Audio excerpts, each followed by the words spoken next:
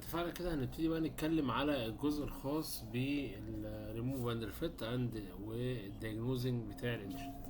اول جزء هنتكلم عليه هو الابر بارت، خلاص، اللي هو وش السلندر. اوكي.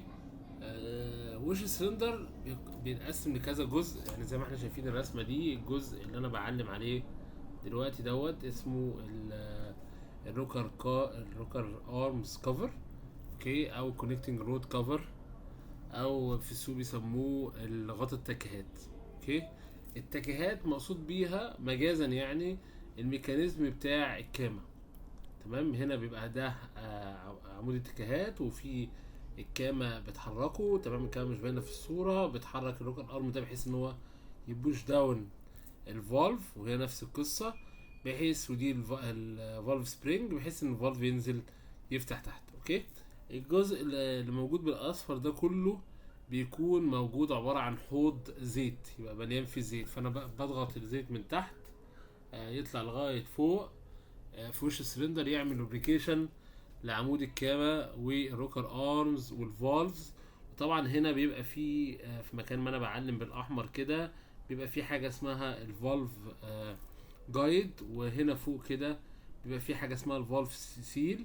الفالف سيل ده وظيفته انه يمنع بقى الزيت اللي موجود في المكان اللي موجود باللون الاصفر ده انه ينزل على الانتيك.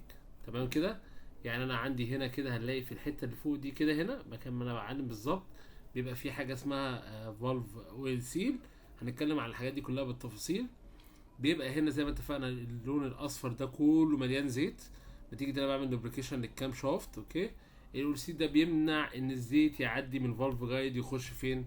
في الانتيك. وده اللي احنا كنا قلنا عليه قبل كده لما كنا بنشخص الكالر بتاع الاكزوست، واتفقنا ان من مشاكل الكالر بتاع الاكزوست ان هو ممكن يطلع فيه اللون الازرق، او اللي هو ال العادم. اوكي. اللون الازرق يعني الزيت المحروق ده من ضمن الاسباب الرئيسيه في موضوع الزيت المحروق ده، ان الاول سي ده يبقى بايظ، فيبتدي يدخل الزيت للانتيك مع الانتيك، فيحصل عمليه الحريق. اوكي.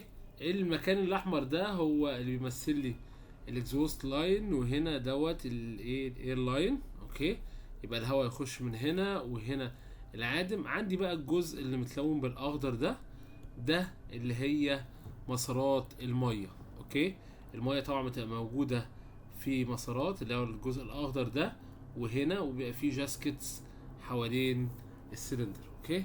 طبعا لو احنا ملاحظين ان الميه والزيت شبه بيقابلوا بعض في وش السلندر، عشان كده احنا بنقول ان وش السلندر يعتبر بمثابه هيت اكسشينجر بين الزيت والميه. طبعا الميه بتبرد الزيت، اوكي، وبتقلل حرارته بحيث ان هو لما يطلع فوق يتبرد وينزل تاني الانجن يكمل السايكل بتاعته.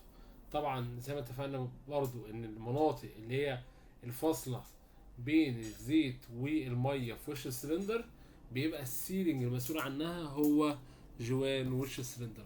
فالجوان دوت لو احنا عملنا رسم مجازي كده بيبقى عامل كده، يبقى مستطيل، بيبقى وظيفته الاولانيه انه مانع السيلينج بين كل سلندر والتاني، يعني هو بيبقى فاصل بين السلندر ده والسلندر ده، وفي نفس الوقت بيبقى فيه زي مسارات محدده للميه بالشكل ده، وتبقى هي المسارات الكبيره. بعد كده يبقى في مسارات صغيره للزيت.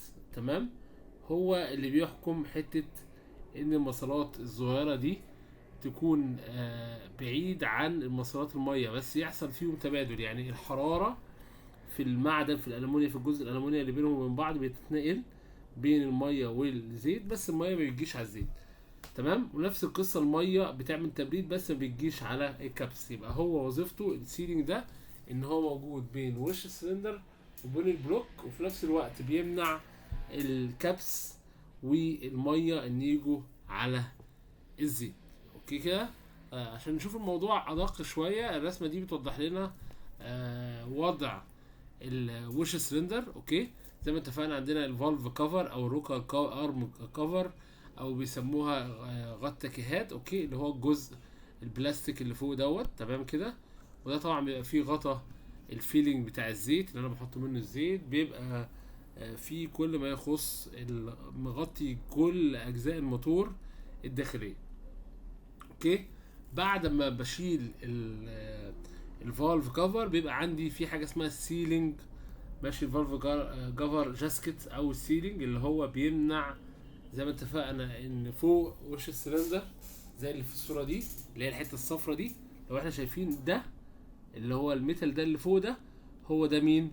ده روكال كفر، فهو مغطي الزيت. فلو احنا شايفين هنا كده السيلينج اهو اللي مقطوع فيه حته ده، هو ده السيلينج او الجاسكت اللي موجود ده. وظيفته ايه؟ انه يمنع الزيت اللي موجود في بيت وش السلندر من ان هو يطلع على السلندر بره. وطبعا ده لما بيبوظ بيعمل مشاكل في ان يحصل تسريب زيت خارج المحرك على جسم المحرك من بره، وساعات بيسمح بدخول الزيت للبوجهات. اوكي كده تمام. طيب بعد كده عندنا بقى الجسم بتاع وش السلندر. وطبعا زمان كان وش السلندر ده بيتعمل من الكاست ايرن، لكن حاليا كل المحركات الحديثه الوش السلندر بيتعمل من الالومنيوم، وكمان السلندر بلوك بيتعمل من الالومنيوم. زمان كان عندنا مرحله انتقاليه ان السلندر هيد بيتعمل من الالومنيوم، بس البلوك كان بيتعمل من الكاست ايرن او حديد الظهر. دلوقتي حاليا المحركات بقت بالكامل بتتعمل من الالومنيوم. اوكي، طبعا الميكانيزم بتاع الفالفات بيكون موجود هو والكامة في المكان اللي احنا شايفينه ده. مكان ما انا بعلم كده بيبقى فيه هنا الكامتين وفي روكر ارمز، تمام كده. بعد كده بيبقى فيه جوان غطا جوان وش السلندر اللي هو احنا بنسميه سلندر هيد جاسكتس، وده اللي احنا رسمناه في السلايد اللي فاتت، اللي هو وظيفته انه بيعمل سيلينج بين السلندرز وبين الووتر باسز وبين الاويل باسز اللي موجوده فين في السلندر هيد. اوكي، طبعا في السلندر هيد برضو بيركب عندي الاكزوست مانيفولد والجاسكت بتاعه، وعندي الانتيك مانيفولد والجاسكتس بتاعته. اوكي، وزي ما اتفقنا كده الانتيك مانيفولد والاكزوست مانيفولد والسلندر هيد والفالف كفر كل ده بسميه الابر بورت او الانجن ابر بورت. يعني لو انا عندي صوت من الفالفات، عندي مشكله في الكمات، عندي مشكله تسريب علوي، عندي مشكله في الانتيك مانيفولد، كل ده احنا بنسميه ابر بورت. زي ما اتفقنا احنا متفقين من الاول ان احنا مقسمين الانجن بتاعنا 3 بورتس، ابر وميديوم ولور. اوكي، طيب هنبتدي نخش بس على حته كده بريف سريع عشان بس الناس تتخيل الوضع جوه السلندر. تمام، اول حاجه طبعا بعد ما احنا بنفك الكفر ده بيقابلنا اول حاجه هي ايه؟ الفالف كنترول ميكانيزم، اللي هو المفروض العلاقه. الفالف كنترول ميكانيزم ده مقصود بيه ايه؟ العلاقه بين العمود الكامه وبين الفالفات. اوكي، طبعا احنا عارفين ان عمود الكامه وظيفته الرئيسيه هي التحكم في فتح وغلق الصبابات، اوكي، او الفالفات. تمام، بالتالي مش كل المحركات بيكون فيها نفس الميكانيزم اللي يعمل كنترول. طب يهمني انا في ايه؟ يهمني انا لما افك الكفر بتاع الانجن هلاقي من جوه ابتدى يظهر عندي الميكانيزم بتاع الفالف كنترول ميكانيزم، وبناء عليه ببتدي اشتغل وبعمل ادجستمنت وبعمل الميجرمنت. فانا هبتدي اخد بريف سريع عن التايبس المتاحه عندي في المحركات الحديثه للفالفات. طبعا احنا عندنا المحركات القديمه كان عمود الكامه تحت، تمام، بعد يعني تحت يعني ايه؟ يعني جنب عمود الكرنك، يعني عمود الكامه جنب عمود الكرنك. ده الوضع في الاول. ازاي بقى عمود الكامه جنب عمود الكرنك؟ زي ما قلنا هنتخيل كده الوضع. كان بيبقى عندي مثلا ادي ترس الكرنك، كان بيبقى جنبيه على طول الترس بتاع الكامه. تمام، عمود الكامه ده موجود كده، بيكون من الجنب بقى من السايد بيبقى في حاجه اسمها ادي الكامه بتاعتي عامله كده. اوكي، الكامه دي عليها زي طبق كده، والطبق ده بيبقى بيزق حاجه اسمها البوش رود. اوكي، البوش رود ده طالع لفوق كده، طالع بقى الوش السلندر فوق، والبوش رود ده بيحرك حاجه اسمها الروكر ارم. تمام، الروكر ارم دي اللي احنا بنسميها العصافير في السوق، والروكر ارم دي متثبته من النص هنا، والناحيه التانية بتزق الفالف. خلاص كده. فبالتالي هو لما الكامة هتزق البوش رود ده كده، العصفورة دي هتبتدي تتحرك حركة دائرية كده تعمل بوشنج للفالف. تمام. كان الميكانيزم اللي احنا شايفينه دوت احنا بنسميه كان ملوش مسمى في المختصرات، يعني كان بنسميه كام شافت عادي او انجن كام شافت عادي. طبعا هو ميزة ده ان كان الكرانك ترس الكرانك جنب ترس الكامة، فكان التايمنج بتاعه او الكتينة قصيرة. وكمان ساعات كان في محركات بتبقى مفيش كتينة خالص، وبيبقى عندي العلاقة بين الكرانك والكامة عبارة عن تروس تبادلية، الكامة متوصلة بالكرانك. فبالتالي كان ميزتها في ايه؟ ان ما عنديش المشاكل بقى بتاعت الكتينة اتقطعت والكلام دوت اللي موجود حاليا. لكن حاليا بقى عندي بقى حاجة اسمها اوفر هيد كام شافت. ايه الاوفر هيد كام شافت ده؟ ان انا خلاص بقى طلعت عمود الكامة فوق. يعني لو احنا متخيل عشان نتخيل الوضع عامل ازاي، يعني الاول كان احنا زي ما اتفقنا عندنا الكامة كده، لا دلوقتي بقى عندنا عمود الكامة فوق هنا وعمود الكرنك تحت كده، وبقى بينهم في التشين اللي احنا بنتكلم عليها. فبقى عندي عمود الكامة فوق علوي، تمام، وعمود الكرنك هو الايه السفلي، مفيش بقى العلاقة اللي بينهم، وبقى بينهم في ايه التايمنج بيلت اللي ماسك الاتنين. اوكي. بالتالي بقى عندي كذا ميكانيزم لليونت. اول ميكانيزم عندي هو للعربية اللي فيها 2 فالف لكل سلندر. فلو انا عندي مثلا 4 سلندر هيبقى في 2 فالف، فيبقوا 8 فالفات. ال8 فالفات ده اول نوع بيبقى معاه روكر ارم اللي احنا فاكرين لو احنا لسه متكلمين عليها اللي هي العصفوره دي. الفرق بقى ان انا شلت البوش رود اللي هو الطويل ده ورحت حاطط الكامه فوق على طول هنا، قللت الكونتاكت بوينت، فبقت الكامه على طول بتتحكم في مين؟ في الروكر ارم زي ما احنا شايفين هنا كده. ادي عمود الكامه وادي الروكر ارم، بتحكم على طول في المساعد. طبعا الروكر ارم دي بتلف زي ايه دائريه، مجرد ما الكاميرا بتاثر عليها بتشتغل. تمام. وكان الكونتاكت بوينت بين الكاميرا ده اول نوع، بين الكاميرا وبين الروكر ارم بليت يعني ايه؟ يعني عشان نتخيل كده في الحته اللي هنا دي كان ده عباره عن بليت كده، بليته، تمام، حته حديده كده عامله زي الطبق، بحيث ان الكاميرا تتحرك ودي تنقل الحركه بتاعتها. اوكي. اللي هو النوع الاول ده. تمام. فده سميناه ايه؟ سميناه سنجل روكر ارمز ويز باد. سنجل يعني عشان هو لكل كامه في واحد بس روكر ارم، خلاص، فسميناه سنجل روكر ارم. تمام.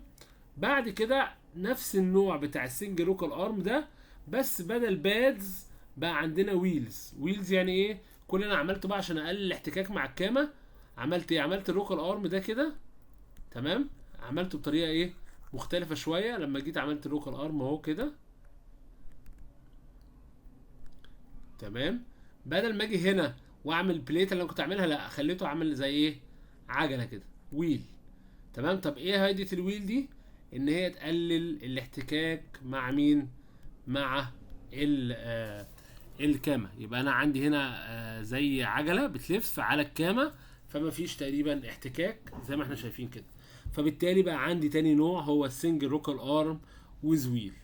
بعد كده طلع عندي الدبل روكر ارم.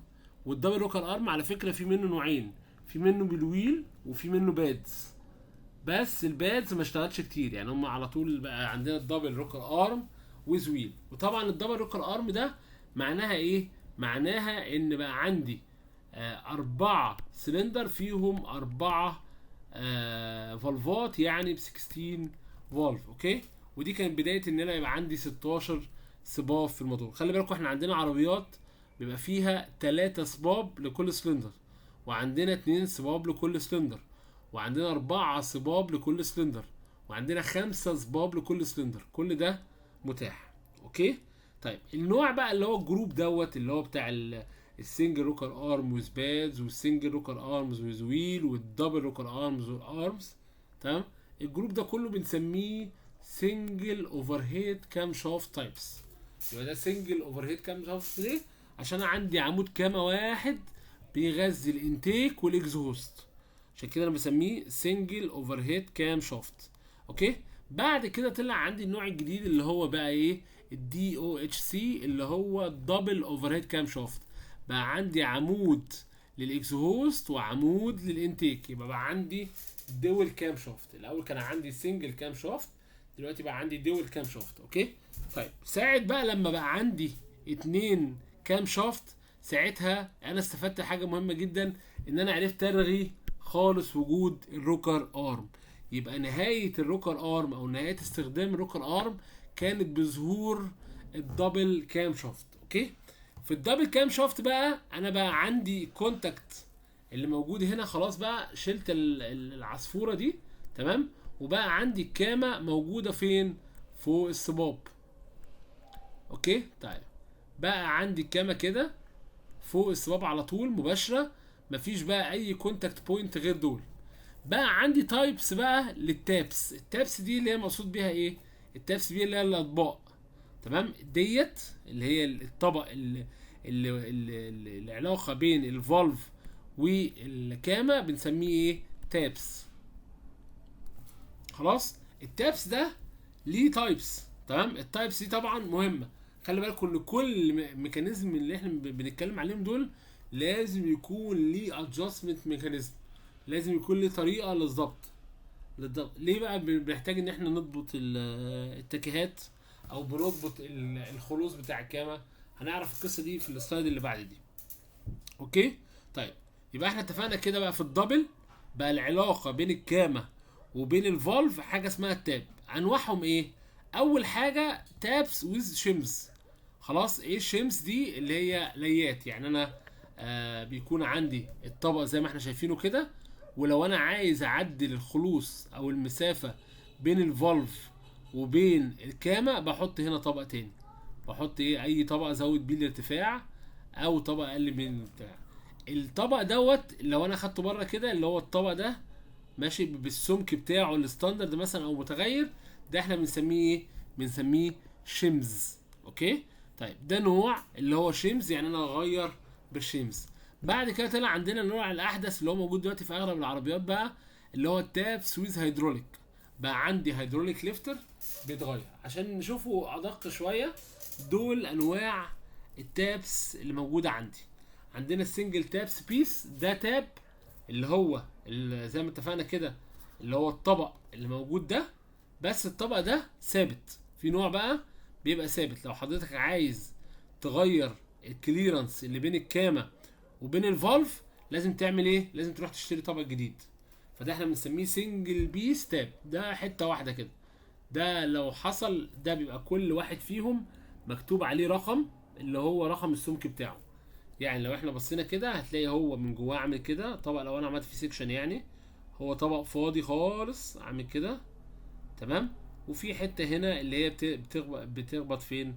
في الصباب. اوكي لو انا قست الارتفاع من هنا تمام لهنا بيكون مثلا 10 مللي، مثلا لو فرضنا مثلا 10 مللي بيبقى مكتوب على ظهر التاب دوت ان هو 10 مللي. اوكي وساعتها لو انت عندك مشكله في الخلوص بتضطر تجيب ايه؟ تاب جديد. النوع الثاني اللي هو التاب ويز ادجستمنت شيمز، او الشيم اللي هي زي ما اتفقنا اللي احنا شايفينها كده اللي هي زي الطبق ده. الطبق ده ميزته في ايه؟ ان انا بحطه جوه البتاع. فطبعا لو بصينا كده بقى الاختلاف بقى بتاع التاني ده هيبقى عباره عن ايه؟ هيبقى طبق كده تمام ماشي، بس عندي الاوبشن وانا هو عامل كده، عندي الاوبشن ان انا اعمل ايه؟ ان انا ازود هنا طبق، يعني احط هنا طبق وهنا طبق وهنا طبق كمان، فبقى عندي ارتفاع مختلف تمام. فده ينفع اعمل له ادجستمنت، لكن السنجل تاب مش هعرف اعمل له ادجستمنت، لكن الشيمز تاب هعرف اعمل له ادجستمنت. احدث حاجه بقى اللي احنا بنتكلم عليها ده اللي احنا بنسميه السيلف الاينمنت تاب. السيلف الاينمنت تاب او الهيدروليك تاب ميزته في ايه؟ ميزته ان زي ما احنا شايفين كده في هنا سبرينج اوكي ببلف تمام. لما حضرتك الميزه بتاعته في ايه بقى؟ ان الزيت بيخش من هنا يملى المنطقه دي كلها زيت، المنطقه اللي احنا بنعملها بالاحمر دي كلها هتبقى زيت. فساعتها ودوت اللي هو الجدار اللي انا بعمله بالاحمر ده اللي مايل ده دوت بيبقى جدار من اولسيل، يعني اولسيل مش ريجيد. اوكي بالتالي بيديك قدره في ان انت تعمل ايه؟ تغير الهايت ده. الهايت ده يقعد يتغير حسب ايه؟ حسب ضغط الزيت. فلو الصباب بعد عنه وهو عايز والضغط الزيت متاح، هيروح مالي ضغط الزيت، فيبتدي ايه القاعده دي اوتوماتيك تقرب من الصباب. تمام. الصباب ارتفع يعني سخن فتمدد، فابتدى يضغط على الجزء ده، فبالتالي يروح اوتوماتيك اللي يحصل اوتوماتيك الفالف ده يطلع لفوق. لما يطلع لفوق تمام، بالتالي ايه اللي يحصل؟ الكليرنس يفضل دايما محافظ على قيمته. يعني دايما هفضل احافظ على قيمه من الفالف لمين؟ للتاب. تمام، مع التغير. بالتالي الموضوع ده بيحصل اوتوماتيكيا من غير ما اتدخل. الضغط بتاع الزيت محافظ لي على الوضع، فطبعا ده افضل نوع. وكمان بيحفظ لي ان انا مش محتاج افك العربيه اعمل ادجستمنت للفالف ميكانيزم. طيب ليه بحتاج ان انا اعمل ادجستمنت اصلا الفالف ميكانيزم؟ لو احنا شايفين كده، هو ايه الادجستمنت او الفالف كليرنس معنى صح؟ المسافه اللي احنا شايفينها قدامنا دي هي دي اللي انا بسميها الفالف كليرنس، اللي هي الخلوص بتاع الفالف ميكانيزم. لو احنا اتكلمنا على روكر ارمز تايب، تمام، اللي هو سنجل اوفر هيد كام شافت، طبعا ده سنجل اوفر هيد كام شافت، وهنا ده دبل اوفر هيد كام شافت. هنا عندي عمودين كامه وهنا عندي سنجل. تمام. هلاقي ان انا عايز اعمل ادجستمنت للمسافه دي. طب ما اثبتها، ما اخليها مسافه ثابته وما اغيرهاش. مشكله المسافه دي ايه هي؟ ان مع درجات الحراره العاليه وارتفاع درجات الحراره في الصيف، يعني بيحصل ايه؟ بيحصل ان الفولف ده ذات نفسه بيتمدد، اوكي، سواء الاكزوست او الانتيك. فلما بيتمدد بيبتدي يطلع، لو انا مش ظابط الخلوص ده كويس ومش سايب له مسافه يتمدد فيها، فيبتدي يحمل، يعني يزق الروكر ارم، فالروكر ارم يخليه يفتح بدري. يعني لما يتمدد فما يلاقي الروكر ارم ده ثابت، لان هو الناحيه التانيه مزنوق مع مين؟ مع الكامه. ما هو ده يعني لو زق كده لازم دوت يديله اكشن، فده ثابت مع الكامه، فيضطر ده الفولف ما يلاقيش مساحه يتمدد فيها فوق، فيضطر يعمل ايه؟ يضطر ان هو يتمدد تحت، فيبتدي يبقى وضعه الطبيعي انه فاتح. طبعا الفتحه تبقاش كومبليتلي اوبن، بتبقى حاجات بالملي. تمام. فتحه، الفتحه دي تعمل لي ايه؟ تقلل لي الفاكيوم، تعمل ليكج في الفاكيوم، تعمل ليكج في الكومبريشن. لما اجي اضغط الاقي الشحنه بتهرب. تمام. فيعمل لي ايه؟ باد بيرفورمانس. اوكي. طيب لو انا بقى جيت قلت خلاص انا مش هعمل ده، يعني مش هخلي بقى اعمل، خلاص هعمل حسابي ان انا هزود الرقم ده قوي ومش هغيره واخليه كبير كده، تمام، المسافه دي تبقى كبيره. طيب ايه اللي هيحصل؟ اللي هيحصل بقى لما نيجي الشتاء والفالف ده ينكمش، تمام، او يبقى الفالف منكمش، هيبقى الستروك بتاع الروكر ارم يزيد، فتلاقي الكامه بقى رفعت الروكر ارم ده. المفروض ان الكامه دي بيبقى الماكسيمم نوز هنا رافعه تعمل ماكسيمم ليفتنج، بس نتيجه الخلوص الكبير ده يبقى ما يوصلش للماكسيمم ليفتنج، يبقى يفتح فتحه صغيره. فبرضه لو فتح فتحه صغيره حضرتك بتفقد جزء من الفاكيوم وجزء بتاعك من الباور، لان انت فتحت جزء صغير، كانك بالظبط عامل تايمنج، في مشكله عندك في التايمنج بتاع الكابل. تمام. بالتالي وجب عليا ان انا اتابع ومونيتور الفالف كليرنس، ودي من الحاجات المهمه جدا اللي لازم نتعلم ازاي نظبطها. لازم اتعلم ازاي اظبط الفالف كليرنس، وهناخد ازاي نظبط الفالف كليرنس. اوكي. الفالف كليرنس الظبطه بتاعته طبعا بيبقى باستخدام حاجه اسمها الفيلر جيج.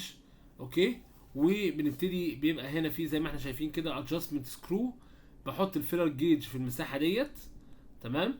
اوكي. وابتدي اعمل اربط، فيبتدي ينزل مسمار كده فيقرب، او بظبط كل بقى قيمه انا عايزها.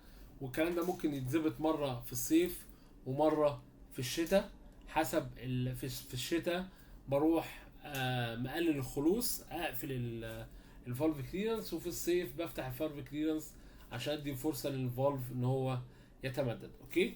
بالنسبه بقى للدول الدي او اتش سي، الدول اوفر هيد كام شافت، فانا عندي بقى ما عنديش روكر ارم، عندي حاجه اسمها تابس. تمام. فالتابس دي حسب النوع زي ما احنا اتكلمنا فوق كده. لو هو كونستانت تاب فانت ما عندكش ادجستمنت، يعني الصيف زي الشتاء. ولو عندك مشكله فيه فمعنى كده مثلا فكيت عملت اي اصلاح في الفالفات، فجيت تقفل لقيت الخلوص مش مظبوط، معنى كده هتحتاج تعمل ايه؟ تحتاج تغير التاب كلها.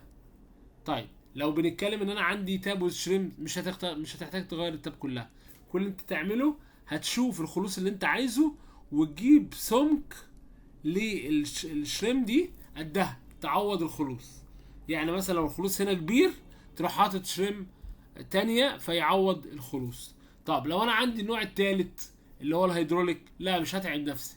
الهيدروليك ده لوحده هيحصل له عمليه سيلف ادجستمنت، هو لوحده يتظبط لوحده. تمام كده. فبالتالي انا لو انا عايز اظبط الخلوص او اقيس الخلوص برضو في الدبل اوفرهيد كام شافت، بجيب الفيلر واحط الفيلر بين الكامه وبين التاب واشوف قيمه الفالف كليرنس. طبعا قيمه الفالف كليرنس دي بتبقى مذكوره في السيرفيس مانوال بتاعت اي عربيه، بيدينا قيمه للاكزوست فالف وقيمه للانتيك فالف. طبعا قيمه الاكزوست فالف لازم تبقى اكبر. ليه قيمه الاكزوست فالف لازم تبقى اكبر؟ لان الاكزوست فالف بيتعرض لحراره اكبر من الانتيك فالف، بالتالي المفروض معدل تمدده اكبر، بالتالي لازم يكسب له ايه؟ كليرنس اكبر. تمام كده. اوكي. طيب اخر حاجه نتكلم عليها في المحاضره النهارده هو اسلوب الفك.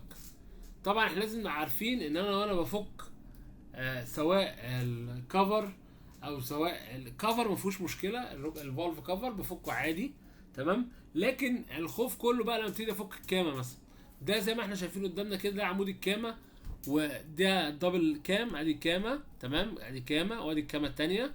اوكي. ودي احنا بنسميها ايه؟ بنسميها البيرنج كام شافت بيرنج كفر، اللي هي بتبقى كفر عامل زي الهلاله كده، هنشوفها ان شاء الله في السكاشن. الهلال دوت ماسك جواه الكامه تمام بمسمارين. لازم وانا افك بالترتيب ده. طب ليه انا خايف من ايه؟ لان حضرتك ممكن لما تفك من جنب واحد وهنا متثبت، يعني هنا متثبت مثلا الجزء ده متثبت وابتديت تفك من هنا، فتروح الكامه عامله ازاي؟ نلاقي ان الكامه عملت كده، حصل لها عمليه بيندنج. طب ليه؟ ما الجزء ده مربوط جامد وانت عمال تفك هنا، فاللي بيتفك بيتنطر والناحيه التانيه متثبته. طب لو انا فكيت من النص خالص، يعني جيت بقى رحت ايه قلت لا خلاص انا هفك من هنا، ادي البتاع هنا، هروح فاك من الجنب هنا ومن الجنب هنا، طبعا ده هيعمل ايه؟ بيندنج، هيعمل برضو نفس القصه. فلازم افك الترتيب اولا طبعا، واهم حاجه ما ينفعش افك اي جزء من المحرك غير والمحرك بارد. ما ينفعش افك اي جزء من المحرك غير والمحرك بارد. طب ترتيب الفك ايه؟ عباره عن ايه؟ زي ما احنا شايفين، 1 2 وبعد كده راح رايح 3 4 بعد كده راح راجع هنا 5 6 بعد كده راح رايح هنا 7 8 بعد كده اخر مسمارين اللي في النص 9 10. اوكي كده انا ابتديت من الاطراف والجنبين مع بعض، ما سبتش جنب وجنب لا، لغايه ما يجمعوا ايه في النص. بكده انا ما فيش جنب عن جنب حصل له بندنج. اوكي. دي سياسه فك اي جزء مستطيل، ما ينفعش ان انا اي جزء مستطيل افكه بطريقه غير كده. اوكي. نفس القصه لوش السلندر. لو احنا حبينا نفك بقى، خلاص فكينا الكامات، هيظهر قدامي مسامير وش السلندر. نفس القصه، بفك هنا بفك هنا 1 2 اوكي 3 4 اهو كده زي النجمه، 2 3 4 بعد 4 بفك 5 اوكي، بعد كده بروح رايح فاكك 6 بعد 6 بفك 7 بعد كده بفك 8. لازم التزم بالطريقه دي. ممكن برضو لو انت عايز طريقه تانية، هي دي الطريقه الستاندرد بتاعت وش السلندر، ممكن تفك جانبي، يعني ممكن تشتغل 1 2 وتروح رايح هنا 3 4 بعد كده 5 6 7 8. مفيش مشكله برضو، يعني يا اما ده يا اما دي، دول طريقتين فك للاجزاء المستطيله. الطريقه اللي فاتت دي احنا بنسميها الريجولار ودي بنسميها الستار. اوكي. كل واحده ليها طريقه، بس لازم ان انا الاجزاء اللي هتفك تكون بارده مش سخنه، ولازم اتبع اسلوب الفك ده. اي اسلوب فك غير كده فهو اسلوب غير مناسب. نكتفي بالجزء ده ان شاء الله في المحاضرة دي بإذن الله، وان شاء الله هنبتدي نشتغل بقى في القياسات والفك من المحاضرة القادمة بإذن الله. شكرا لكم.